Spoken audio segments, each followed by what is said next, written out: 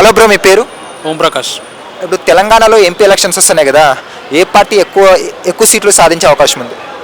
ఆబ్వియస్గా BJP party ఎక్కువ seats సాధించే అవకాశం ఉంది, ఖచ్చితంగా ఉంది. ఎందుకు బీజేపీ పార్టీ సాధిస్తుంది అంటున్నారు? బీజేపీ ఎందుకు సాధిస్తుంది, ఎందుకు సాధించదు అని మనం ప్రశ్నించుకోవాలి. ఎందుకంటే బీజేపీ చేసిన చాలా పనులు మనకు తెలుసు. గత 5 సంవత్సరాల నుంచి మనం చూస్తున్నాము. 370 ఆర్టికల్ రద్దు చేశారు, జమ్మూ కాశ్మీర్ని మన ఇండియాలో కలిపాడు. అలా బీజేపీ మోడీ చాలా చేశారు కాబట్టి మోడీ ఖచ్చితంగా మళ్ళీ రూలింగ్లో వస్తాడని చెప్పి నేను ఖచ్చితంగా చెప్పగలుగుతాను.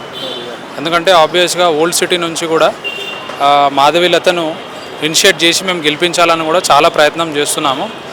మాధవీలత గారు అంటున్నారు కదా, ఇప్పుడు హైదరాబాద్లో ముస్లిం ఓట్ బ్యాంక్ ఎక్కువ ఉంది, మరి వాళ్ళందరూ చూసుకుంటే మాధవీలత గారు కోటేస్తారా? అదేవిధంగా నేను కూడా ఒక ముస్లిం ఏరియాలోనే ఉంటున్నాను. పాత బస్సి అలియాబాద్, మాది గంగపుత్ర సంఘం. అయితే మా రిలేటివ్ కూడా ఒక అతను గాలి ప్రభాకర్ అని చెప్పి బీజేపీ కార్యకర్త, లైక్ ఆయన కూడా ఆర్ఎస్ఎస్ మెంబరు. మా తాతయ్య కూడా ఆర్ఎస్ఎస్ మెంబర్. బీజేపీకి సేవ చేసిన వ్యక్తులు వీళ్ళందరూ కూడా. వాళ్ళ ఆరాధనలో నేను పెరిగాను కాబట్టి ఖచ్చితంగా బీజేపీ రావాలని అనుకుంటున్నాను. అందులో మాధవీలత ఖచ్చితంగా రావాలని అనుకుంటున్నాను. కానీ ఈసారి కాంగ్రెస్ అధికారంలో ఉంది కదా. అంటే మనకు ఓల్డ్ సిటీకి వచ్చేసరికి ఓట్లు చీల్చకుండా party wise BRS, TDP, like Congress ముఖ్యంగా కాంగ్రెస్, బీఆర్ఎస్ అని చేంజ్ చేయకుండా ఎంఐఎం ఒకటే పతాంగ్ ఎట్లా కుదురుతుందో ముస్లిమ్స్ అందరూ కూడా, తెలుగు వాళ్ళందరూ కూడా కలిసిమెలిసిగా బీజేపీకి వేయాలని కోరుకుంటున్నాను మనస్ఫూర్తి. అంటే ఇప్పటికి కానీ ఇంకా డెవలప్మెంట్ని చూడకుండా కులము మతం అని ఓట్లు వేయడం ఎంతవరకు కరెక్ట్ అంటారు? అంటే ఇక్కడ ఓటింగ్ సిస్టమ్ వచ్చే వరకు కుల మత భేదాలు లేకుండా ఓట్లు వేయాలనేది మంచి పద్ధతి. కానీ కాకుంటే అక్కడ ఏందంటే పాత బస్తీలో హిందూ ముస్లిం అనే విభేదాలు చాలా ఉన్నాయి ఇప్పటికీ కూడా. అదేవిధంగా ఏంటంటే అవి చూడకుండా మన తెలుగు వాళ్ళు ఏంటంటే ఇప్పుడు ముస్లిం వాళ్ళు ఎంఐఎంకి ఎలా వేస్తున్నారో అందరూ కలిసి మన తెలుగు వాళ్ళు కూడా ఒక పార్టీ, జాతీయ పార్టీ బీజేపీ, మోడీ ఆయన ఏంటంటే దేశానికి చాలా సేవ చేశారు. లైక్ ఫ్యామిలీ అలాంటిది కూడా లేకుండా ప్రతి మనిషికి కూడా ఆబ్వియస్గా ఫ్యామిలీ ఉంటుంది. ఆయన ఫ్యామిలీని కూడా సాక్రిఫైస్ చేసి దేశానికి సేవ చేశాడు కాబట్టి ఆయన మంచి మనసున్న వ్యక్తి కాబట్టి రీసెంట్గా రామ మందిరం కూడా, బాబర్ మసీద్ అలాంటి ఫైటింగ్స్ తోటి కూడా రామ మందిరాన్ని కూడా నిర్మించడం జరిగింది. అది మనకి ఇప్పుడు దేశంలో చరిత్రగా మారింది. బీజేపీ పార్టీ అంటేనే హిందూ పార్టీ అంటున్నారు చాలామంది, దాని గురించి ఏమంటారు? అంటే హిందువులకు ఒక్కటే పార్టీనా బీజేపీ, మిగతా వాళ్ళ ఓట్లు అవసరం లేదంటారా?